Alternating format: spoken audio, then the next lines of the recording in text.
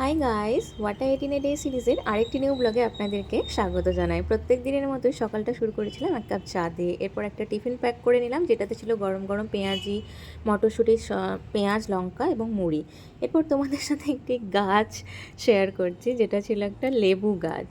এই গাছটা দেখতে খুবই সুন্দর, কিন্তু লেবুটা ঠিক ততটাই পরিমাণে টক। তো এটা যদিও আমরা কেউই খাই না, তবু তোমাদেরকে একটু দেখিয়ে দিলাম বাড়িতে আছে।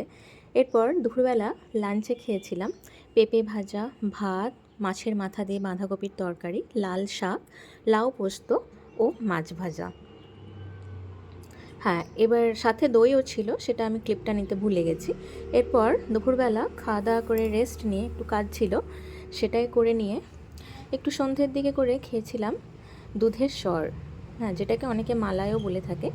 দুধের সর খেয়ে রাত্রির ডিনারে ছিল রুটি, সজনে ফুলের এবং ডাঁটার তরকারি, বাঁধাকপির তরকারি, মিষ্টি